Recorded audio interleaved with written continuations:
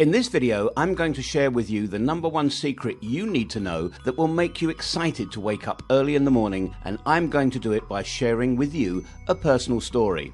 Back when I was in college, I did just enough to be on time. I woke up as late as I could and still at times found myself missing out on morning lectures. Each night I set multiple alarms at 5-minute intervals, hoping to wake up early, but I just couldn't. I wanted to change, but couldn't stop hitting the snooze button each time the alarm went off. It all changed when a couple of my friends and I decided to take a trip to Spain. Our flight was scheduled to take off at 9 in the morning, for which we needed to be at the airport before 7, for which I had to wake up at the very ungodly hour of 5 in the morning, just enough to make it on time. The night before, as excited as I was, I went early to bed and put as many alarms as I could, but couldn't sleep before my usual time, which was somewhere around 1. Early the next morning, when the alarm rang, for the first time in many days, I actually woke up at the first go, without hitting the snooze button. It was then that I realized that in order to wake up early in the morning, you need to be really excited about waking up. You need your Ikigai. Ikigai is a Japanese concept which means a reason for being, and in this case, a reason to wake up. You need to give yourself a solid reason to wake up, something to do every morning that excites you most. Attending college, getting good grades never gave enough motivation to wake up early, but the excitement of taking the flight to Spain did. As I'm not a frequent traveller and didn't have a flight to catch every morning, I realised I needed my Ikigai to wake up early every day. I began to list down the things that I could be excited about every morning. Luckily, I enjoy reading self-help books, but because of my college and part-time job, I was not getting enough time for it. I decided to give this a try. Today, I'm not only excited to wake up at 5 AM, but I'm also able to complete reading 1 book a week on average. Your Ikigai could be anything: your long-lost hobby, a new skill you wish to develop, or anything that gives you a solid reason to be excited about. The best way to find your Ikigai is by asking yourself this one simple question. If I had more time, what are the things I could do? You may come up with multiple answers, so select the one that excites you the most. It's a task you need to complete before you start your day, because the whole world is quiet and you have ample time for yourself to pursue the activity you are excited about, which will eventually help you to have healthy social connections, to challenge yourself in a good way, to relieve stress, to be fit, to be creative, and to ward off depression.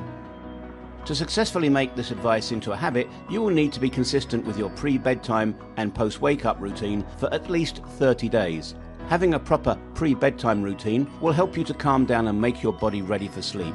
For me, gratitude worked the best. Each evening, I made a list of things I was thankful for and kept reading until I was ready to sleep.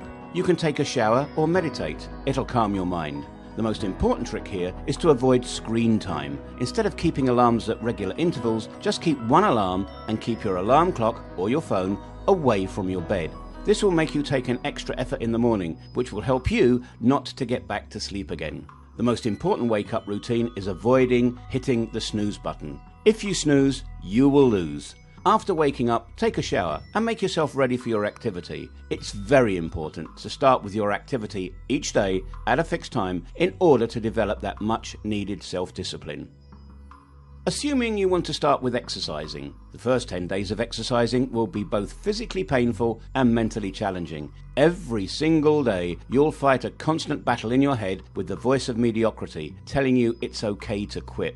You may have your voice telling you, I've been doing pretty great and I can afford to take a day off. And you actually do take a day off. Then the next day you'll feel more lazy and eventually you will quit. Do what's right, not what's easy.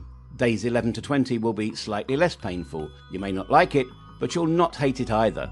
You'll start forming the habit of exercising every day and it will no longer be a scary thing. And in fact, you'll feel normal to wake up and exercise. Days 21 to 30, you'll start enjoying. You will no longer battle with negative thoughts and you'll realize that the new habit of waking up and exercising has been formed. Follow this 30-day cycle with your Ikigai and your chances of giving up on it will really come down. You could also find an accountability partner and motivate each other. Usually when we wake up, the first thing we do is to check Facebook or WhatsApp. Then we rush to get ready and our mind is filled with constant worry of things that we need to do, where we should go, who we should meet. This makes our mornings hectic, but on the other hand, giving yourself a reason to be excited about waking up early will not only reduce your morning stress, but it will also give you an opportunity to feel fresh and positive throughout the day. Comment below with what your ikigai is. And for more videos like this, why not subscribe to us?